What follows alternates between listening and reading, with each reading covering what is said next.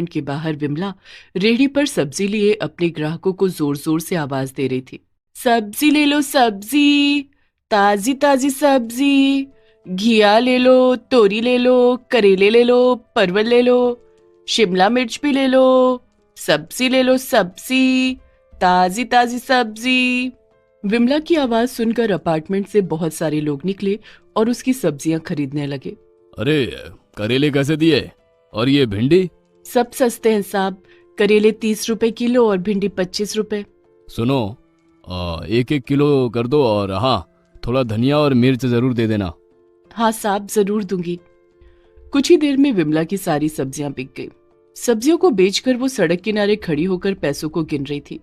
50, 60, 80, 90, 130, 170 और ये 30 और यानी 200। वाह, आज तो अच्छी बिक्री हो गई। ऐसी बिक्री हर रोज हो तो माँ जी की दवा भी आ जाएगी और रेहड़ी वाले का किराया भी दे दूंगी। ये सोचकर वो मन ही मन मुस्कुराती है और पैसों की थैली को रखने की कोशिश करती है। तभी एक झपट मार उसकी ओर बढ़ता है। विमला जितनी देर में समझ पाती कि उसके साथ क्या हुआ, वो झपट मार तेजी से भागने लगता है। अचानक विमला को एहसास होता है कि उसके पूरे दिन की मेहनत को कोई लेकर भाग रहा है। तो अरे कोई पकड़ो उसे, कोई पकड़ो, अरे वो मेरी मेहनत की कमाई लेकर भाग रहा है, अरे कोई पकड़ो उसे। क्या हुआ माँ, किसे पकड़ना है? तुम नींद में क्या बड़बड़ा रही हो? इन शब्दों को सुनकर विमला की आंखें खुल गई। उसने देखा कि वो तो अपनी टूटी फूटी झोपड़ी में जमीन पर लेटी हुई है। उसकी बेटी चंपा उसके बगल में बैठी है और उसकी बूढ़ी सास जोर जोर से खांस रही है। हे भगवान, वो सब एक सपना था। मुझे लगा कि सब कुछ सच में मेरे साथ घटित हो रहा है। ये सोचती हुई वो उठी और अपनी सास को 1 गिलास पानी पीने को दिया ताकि उनकी खांसी रुक सके। अब कैसा लग रहा है माँ जी?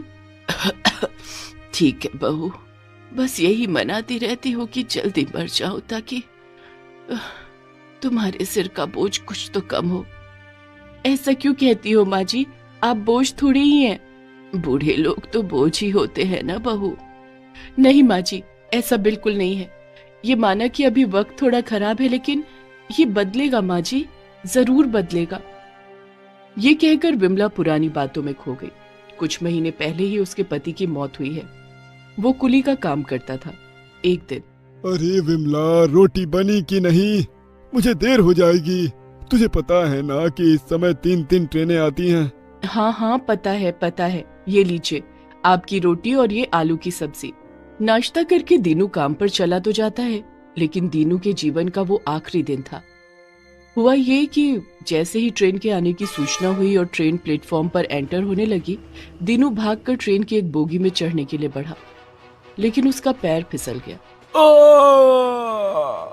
दीनू ट्रेन के नीचे आ गया और उसकी मौत हो गई। शमशान में विमला के पति दीनू की चिता जल रही थी। उसकी आंखों से झरझर कर आंसू बह रहे थे।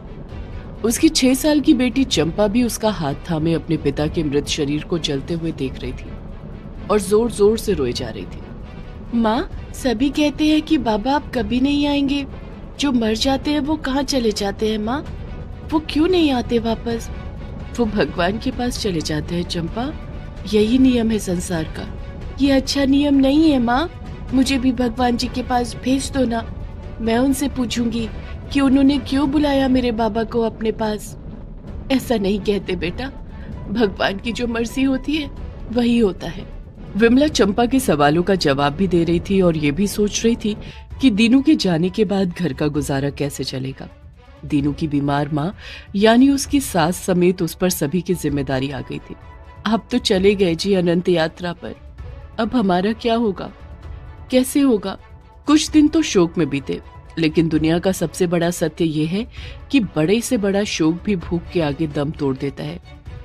धीरे धीरे कर जब घर का राशन खत्म होने लगा तो विमला को भविष्य की चिंता होने लगी। और एक समय तो ऐसा भी आया जब घर में एक दाना भी खाने का नहीं बचा। विमला ने काम ढूंढने की कोशिश भी की, लेकिन उसे काम नहीं मिला। 2 दिन तक तीनों के तीनों पानी पीकर अपना गुजारा करते रहे। माँ, बहुत भूख लगी है, कुछ खाने को दो ना, मेरा पेट जोरों से दर्द कर रहा है। घर में कुछ था नहीं तो विमला बेचारी क्या देती अपनी बेटी को। उसकी बूढ़ी सास भी भूख से बिलबिला रही थी, लेकिन उसने विमला से कुछ नहीं कहा। लेकिन एक दिन उसकी सास और बेटी दोनों भूख के मारे बेहोश हो गए। माँ जी, चंपा, अरे ओ चंपा, क्या हुआ? विमला ने अपनी सास और बेटी के ऊपर पानी के छींटे मारे। उन्हें होश तो आ गया, लेकिन भूख से उनकी आवाज नहीं निकल रही थी।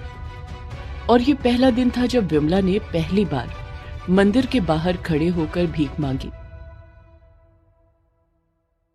भगवान के नाम पर कुछ दे दीजिए भैया, 1 रुपया 2 रुपया जो है दे दीजिए भैया, 3 दिनों से कुछ नहीं खाया है।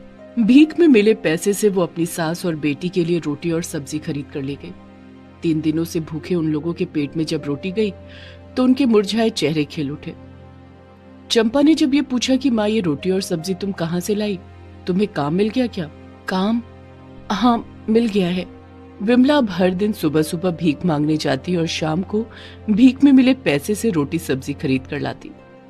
लेकिन कहीं ना कहीं हर दिन उसकी आत्मा उससे बातें करती और उससे कहती, ये तू क्या कर रही है विमला?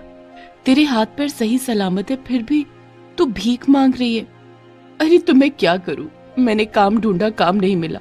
मैं भूखे तो मार नहीं सकती थी अपने परिवार को। भूखे नहीं मार सकती, लेकिन झूठ बोल सकती है कि काम मिल गया है। अगर कल को तेरी बेटी या तेरी सास ने तुझे भीख मांगते देखा तो? सच कहूं तो विमला को भी कहाँ अच्छा लगता था भीख मांगना। ये तो उसकी मजबूरी थी जिसके कारण वो भीख मांग रही थी। एक दिन की बात है, जब वो भीख मांग रही थी तो उसे उसके पति के दोस्त रामदयाल ने भीख मांगते देख लिया। रामदयाल सब्जी का कारोबार करता था। विमला भाभी, दिनू के जाने के बाद मैं जानता हूँ कि घर पर मुसीबतों का पहाड़ टूट पड़ा है, लेकिन भीख मांगकर कब तक गुजारा चलेगा? भाई साहब, भीख मांगना कौन चाहता है? हर रात मुझे यही सोचकर नींद नहीं आती कि कल को मेरे घर वालों ने मुझे देख लिया तो उन पर क्या गुजरेगी। भाभी, मैं आपकी एक मदद कर सकता हूँ। मैं आपको सब्जी की रेहड़ी किराए पर दिला देता हूँ। क्या आप सब्जी बेचेंगी? अरे हाँ भाई साहब, क्यों नहीं बेचूंगी, जरूर बेचूंगी। भाभी, आपकी जितनी कमाई होगी उसका आधा आपको सब्जी की रेहड़ी वाले को दे देना होगा, बाकी का आधा आपका होगा। ठीक है भाई साहब। अगले दिन से उसे सब्जी बेचने जाना था और वो यही सब सोचकर रात को सोई थी और तभी उसने वो बुरा सपना देखा। लेकिन अब विमला को कोई बुरा सपना नहीं डरा सकता था। अब कोई बुरा सपना मुझे नहीं डरा सकता। मैं मेहनत करूंगी, खूब करूंगी। भीख मांगने से तो वो लाख गुना अच्छा है। विमला ने सब्जी बेचना शुरू कर दिया और 1 साल के अंदर ही उसने अपनी मेहनत और लगन से खुद की सब्जी की रेहड़ी खरीद ली। आज विमला अपने परिवार का गुजारा उसी सब्जी की रेहड़ी से कर रही है। कभी कभी जब वो पुराने दिनों को याद करती है तो थोड़ा घबरा जाती है, लेकिन फिर वो अपनी घबराहट को जोर से इस आवाज के साथ दूर भगाती है, सब्जी ले लो सब्जी।